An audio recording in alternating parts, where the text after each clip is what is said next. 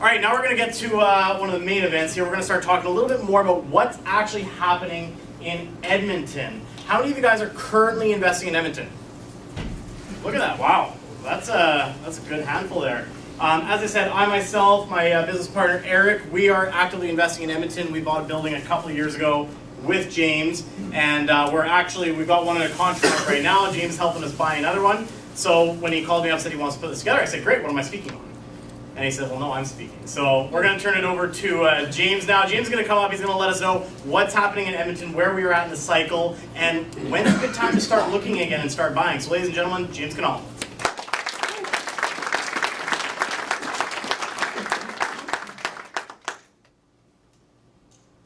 Switch over here. Thanks, Cam. There, sir. Yeah, big thanks to Cam for volunteering his space.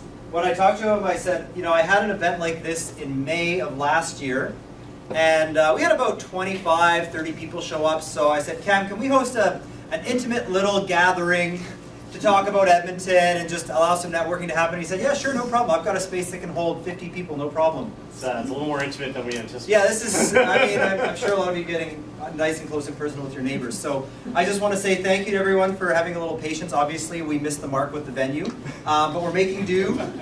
We realize there's a lot of warm bodies in here, so we've already preemptively turned up the air conditioning because, when there's this many people, it's going to warm up, and that's not going to be comfortable. And yeah, just again, a big thanks to Cam for volunteering to help me organize this event in the space. I also want to thank a couple of other people. Kyle has been really helpful organizing the event. Thank you. Randy is in the crowd. He sent out the invite. So I just want to give some gratitude to everybody who helped bring this together, because that's teamwork. That's everybody helping out. So I really appreciate it. Now, the reason I wanted to do this event is, number one, we had such a great time when we did the smaller version in May. People asked, hey, are you going to be coming out to Vancouver to talk about Edmonton again? And, well, ask and thou shalt receive. And obviously there's an interest in hearing where Edmonton is at, because we have people here. So we are breaking the event down into 4 key areas of speaking. Number one, we had Kyle talking about buying out of province. He raised some excellent points that I just want to reiterate before I even get into what I'm going to say. And the number one point I want to make is that he talked about the difference between flying to Edmonton and going on a shopping trip, or actually tying something up and then coming to Edmonton to verify whether or not you want it. Because he's absolutely right. By the time you fly to Edmonton, get a rental car, get a hotel, pay for your travel expenses, you can easily spend $1,000 coming to Edmonton just for the sake of a shopping trip. I mean, that's a big investment. So if you're going to make that investment, you might as well have a deal in hand. You're talking about West Edmonton Mall there, right? Yeah, well, you can go check out the big ship. And there's actually a roller coaster indoors. Has anybody ever ridden the roller coaster? Yeah. If you haven't, you're missing out. The mall's fantastic, actually. And I've lived there all my life. I'm not over it yet. It's great. But yeah, have a deal in hand before you fly out, because otherwise you might be wasting your time. We put out clauses in the deal, so if you show up and you see the house and you're like, James, this is ridiculous, I don't like it, then we can cancel that deal, but at least you had something to make it worth your while to come out. Now, often the experience of coming to Edmonton looks like this. We usually do like a power trip, so you show up at the airport, we pick you up, we show you the property you have the offer on, we show you the next 5 to 10 in the market that are close to what you're buying. Oftentimes you meet your property manager, just like Kyle said. We'll do the property inspection. If the property needs work, we'll meet the contractor, get you back to the airport, and get you home for dinner. So it's a very efficient operation that we have, and that's kind of the way to do it. So just to introduce myself, obviously I know a lot of you here, but for those of you who haven't had experience getting to know me yet, my name is James Knull. I run a company called Mogul Realty Group. We're a team of realtors licensed at RE/MAX, and our primary focus is investors from across Canada. Now, I personally have been investing since 2005. I've got about 250 doors in the Edmonton area. How many of you are REIN members? All right. So I've been the REIN Realtor of the Year for the past 3 years running. And from the RE/MAX perspective, I just got the RE/MAX Lifetime Achievement Award, so off to a good start. I was just awarded the number 3 Realtor in RE/MAX of all of Edmonton, and the Mogul Realty Group is the number 2 team in Edmonton. So just figured I'd brag a little bit before we got started. Why not? But yeah, we sell a lot of houses, and we take our service really seriously, and we get recognized for it. So just wanted to let you guys know that not only are we top performing realtors, but we're also investors.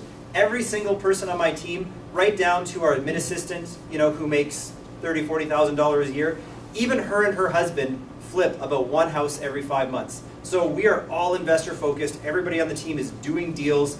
Out of the 7 people on my team, 5 of us have something either pending or closing right now. So we're in it, we get where you guys are coming from, and we craft our service around what we would want to see as investors. Now the last time I came out to Vancouver for business purposes was May of 2017. I was asked by Ozzy Jurok to speak at his Market Outlook event. And what I did at the time is I talked about what was going on in Edmonton using the key indicators that we as realtors look at. So the key indicators that we look at are days on market, sale price to list price ratio, average price that the average home is selling for, and just how many listings are on the market. So in 2014, the days on market was sitting at around 40. Now from a Vancouver perspective, that seems like an eternity. From an Edmonton perspective, that's a market that's moving really, really fast. The sale price to list price ratio was at about 99%, which means that the average price of the average home that was selling, 99%, 1% off list price is what people were getting. Again, from a Vancouver perspective, where you guys are paying, what, 5, 10% over list price, this seems like a bargain. But in Edmonton, a 99% sale to list price ratio is very, very aggressive. The average price was sitting around 430, 440, and the listing inventory was down around 3,000. Then the market started to fall, and as we headed into 2016, the days on market capped out at 73. The sale price to list price ratio fell to about just over 96, like 96.4.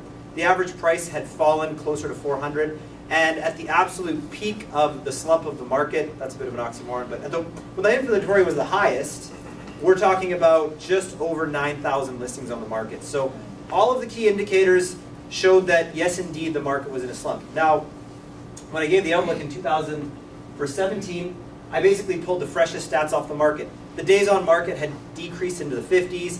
The sale price to list price ratio was mellowing out in the 98 range. The average price had come up by about 10,000, and the listing inventory was down around 7.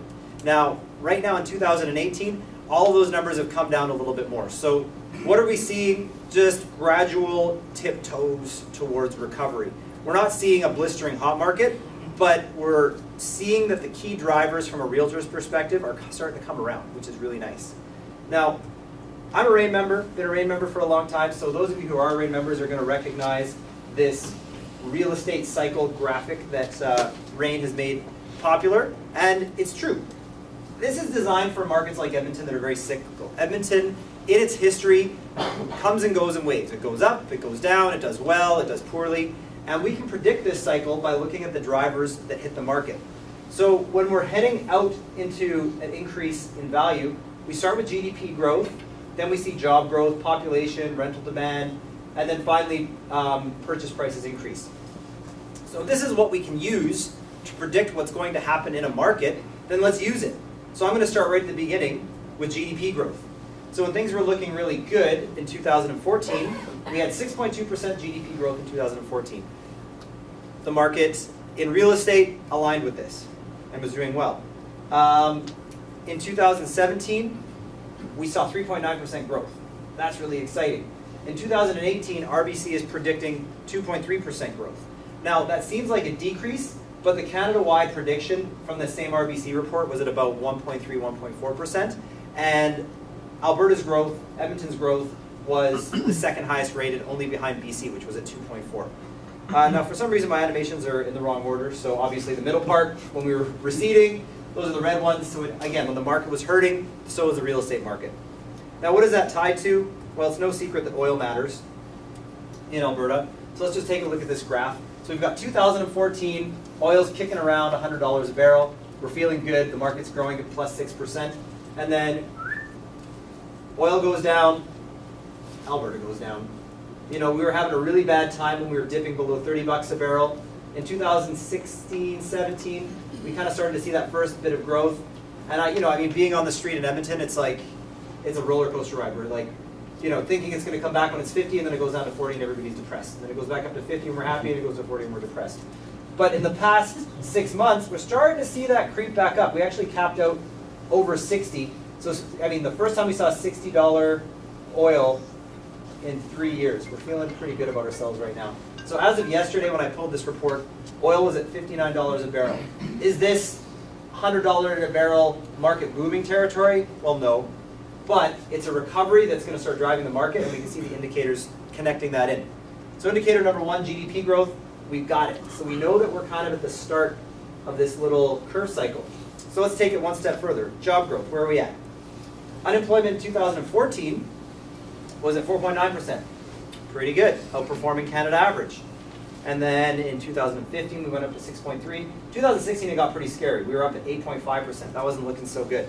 So instead of making this green, because this isn't great yet, it's orange, we dropped to 7.8 in 2017. 2018, we're sitting at around 6.9% right now. Looking at the indicators, it's probably going to continue to drop. So if we look at the real estate cycle, well, we're starting to see this job growth unemployment piece start to decrease. So that's positive. We know GDP growth is looking strong, job growth is starting to come back.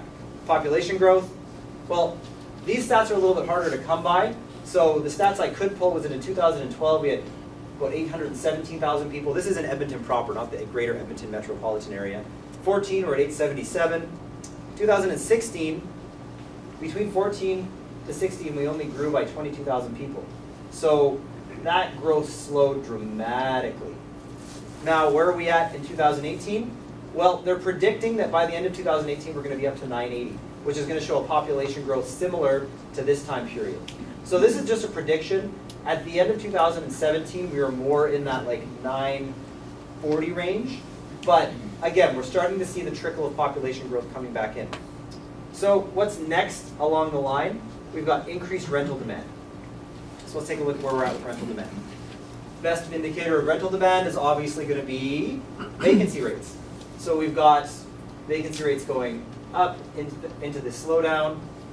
2016, we're up at 7.1%, which is pretty rough. So the big question is, where did we clock in at the end of 2017? Well, we saw things come back down to 6.3%. So that's pretty awesome, because it's showing that on that growth curve, we're at the beginning of the recovery. We've already seen a definite lock-in of the first key statistic, which is GDP. We're starting to see job growth come back. We're starting to see in-migration come back, and we're starting to see vacancy rate and rental demand go down. What does that mean? Well, according to that curve, we're 12 to 18 months away from really starting to see price demand increase. So when I think about where we're at in the Edmonton economy, there's an analogy that I came up with that I like to use, and I like to use the analogy of a popular restaurant at lunchtime. If you show up for a popular restaurant at 12 noon expecting to get a table for lunch, it's probably not going to work out very well for you. You're going to be waiting in line, you might have to go to somewhere that isn't as good, whatever. That's why a lot of us busy professionals say, let's plan lunch for 11:30 so that we show up, get a great table, and we're not in a rush to leave. Right now, it's 11:30 in the Edmonton Market.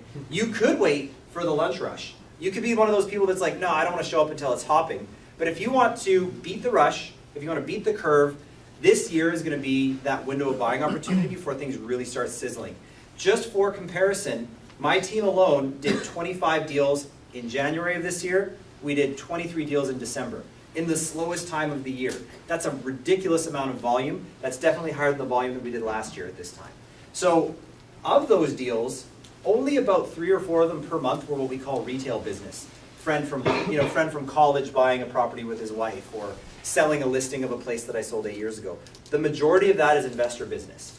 So investors are usually the ones who are smart enough to show up to the restaurant early to get that good seat. Now, the next question I want to address in this presentation that everybody's going to be asking is, well, James, where's a good spot to invest in Edmonton? Now, that question could be a 2-hour discussion all in its own right. So I'm going to scratch the surface of that question, but I'm not going to do a deep dive into that question. But what I am going to show you is a resource that I've created that you guys can all use that's really going to help you answer that question if you're curious about doing a deep dive. So my website is mogulrg.com, that stands for mogulrealtygroup.com. And if you go to the Mogul Mastermind section, to the Market Intelligence section, I've created this super handy dandy Edmonton investor map. And what I've done is I've broken the city down into all of its major investment areas. And then if you click on any of the areas, this really nifty sidebar pops out. And what you get is a description of the neighborhood that breaks it down by average rents, typical tenant profile, and so on and so forth. And there's a video of me giving a 15-minute presentation where I take that specific neighborhood and slice and dice it up into its specific sub-pieces. So you can do a really good, thorough investigation of what's going on in the city. So this is really fun to play with. If you want to have a good 2-hour deep dive in all the different areas of the city and where it makes sense to invest, this is your tool. What I'm going to do, like I said, is I'm going to scratch the surface, and I'm going to spend the next few minutes talking about some of the areas in Edmonton that I'm particularly enthusiastic about.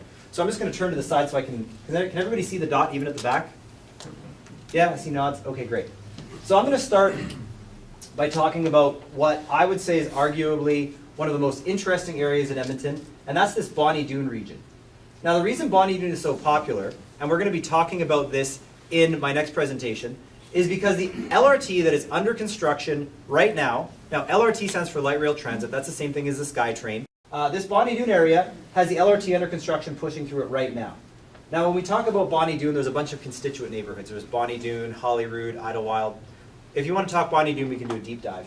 But the point is, property here is expensive because it's right next to downtown, right next to the university, has an LRT going through the middle of it, and it's a very popular area for people to do what's called infills, which is knocking down old properties, putting in new ones. So we're going to see values that outpace the rest of the city. Now that comes with a caution. If you say, hey James, I want to invest in Bonnie Doon, well, any neighborhood that's going to have all these things going for it is going to be at a higher price point than the city average already, which it is. So if you want to play in Bonnie Doon, by Edmonton standards, it's going to be a little bit more expensive. By Vancouver standards, it's going to be a drop in the bucket for you guys. The next area I want to put a bit of a spotlight on is downtown Edmonton. As you guys know, we have this arena district thing that's happening. It's awesome. If you come to Edmonton, try to come when there's a hockey game on because this arena will blow your mind. It's beautiful, it's wonderful. I've been to Canucks games. Your arena's got nothing on our arena. It's it's awesome. How about the team, James? Can you talk a little bit about the win? As long as you don't take your eyes off Connor McDavid, you're going to be really impressed. And so in the Edmonton area, there's a ton of multifamily inventory that's within walking distance of the arena, within walking distance of a university that's downtown, that has an LRT that just got built going right by it. It's a great place for multifamily. It's also a great place if you want to do executive furnished rentals because we're starting to see a new condo building boom happening in downtown Edmonton. So if you want to spend the bucks on brand new inventory, this is a good place to do it.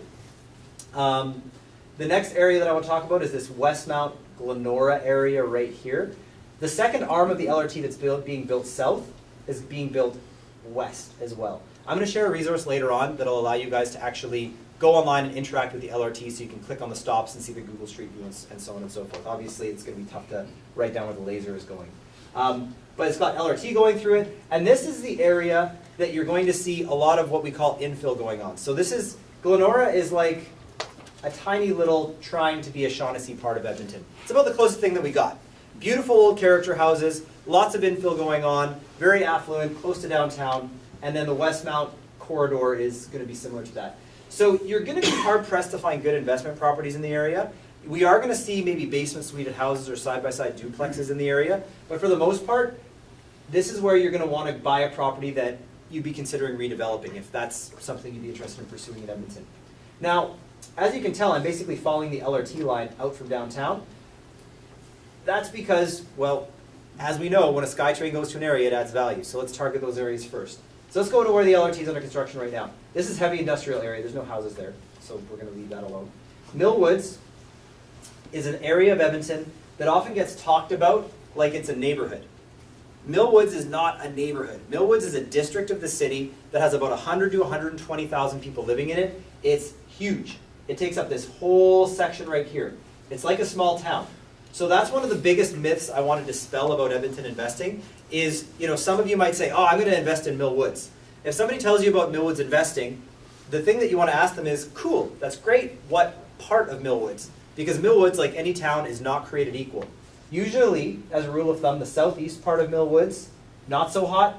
The northwest part of Millwoods, doing pretty good. And as we know, the LRT is going to be going through the northwest part of Millwoods right here. So obviously property in and around that part of Millwoods is going to be extremely valuable going forward. Some of the property types that we're seeing in that area are going to be houses with basement suites that have either been remodeled, rebuilt, and renovated to have basement suites, or where they're older properties with kind of illegal basement suites in them. So that's going to be nodes in a nutshell. The West End, very similar to Millwoods, except it's going to be about 5 years behind Millwoods development. So you're going to see the LRT coming through here. That's going to get built second.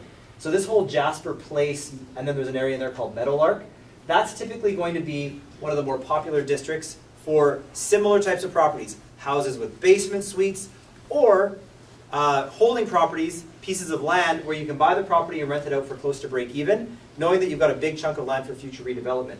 Now there's this special little pocket right here called Stony Plain Road, and that area right now is a really hot spot for buying multifamilies because there's a lot of inventory in the area. There's an LRT going right through the middle of it, and one of the best rules of thumb for appreciation is that the more room there is to get better, the more appreciation you can tap into, as long as you know the area is going to get better. So right now, Stony Plain is a little bit Wild West. It's an area that has its challenges, but we know it's going to get better because it's been completely rezoned by the city. There's an LRT going right through the middle of it, and there's a commercial drag right through the middle of it where there's a bunch of, like pawn shops and adult massage parlors and a couple of like really low-end hotels where it's just like, you can almost see the bulldozer like rearing to go to knock these things over. And so getting in now means you can get some properties that are pretty cheap that you know are going to be turning around. So I own a couple of apartment buildings in this area. Wait, I pointed there, it's right there, in this area. And I have clients that own apartment buildings in the area. You've got to be conscientious with your property management, but as long as you don't push the rents too hard, as long as you're picky with your tenant profile, awesome holding property, and there's going to be a big jump in value in the area. Where's the airport in relation to that? So this right here, this little gray spot, is the old municipal airport. That just closed down, and that's going to get redeveloped into what we want to have is like a world-class, eco-friendly community. So that's going to be like Olympic Village on steroids. It's going to be integrated park space, recreation space, leisure space. They're even talking, like there's all sorts of cool pie-in-the-sky ideas, like making it totally net zero, having the whole thing powered by a geothermal plant, solar panels everywhere. They really want to make this a world-leading sort of development. That's not happening tomorrow. That's like 10 to 15 years in the works. But there's going to be a halo of value add in the area. So that's going to be a good segue to the next area I want to pull attention to, which is this orange area called Alberta Avenue. Now for those of you old school RAID members, this area has been referred to as the Black Triangle, like the no-go area. And that's true. The guts of it right here, the Edmonton rink just shut down right here, the old Rexall place. And it's just typically kind of like the lower end part of town. Now, they're tied into this airport redevelopment. Right here where the laser is an area called NAIT, N-A-I-T, which is the same as BCIT. It's a post-secondary institution. An LRT stop just got tied into it right here. There's a hospital right below it right here. And then the LRT is going to get extended into Blatchford. So this little sliver right here, there's an area called Westwood, and then another area right below it called Spruce Ave. That area represents huge opportunity. But you got to know when to draw the line. And the place that you draw the line, in my opinion, is 97th Street. So if you're on the wrong side, it's not the tracks, but if you're on the wrong side of 97th, good luck.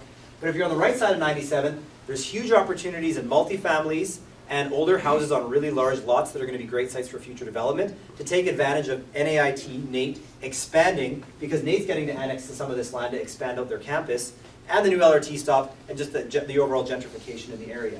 So again, if we're talking multifamily, that's another really good spot for it. Now the next area that I want to draw some attention to is the university area. The university area almost just speaks for itself.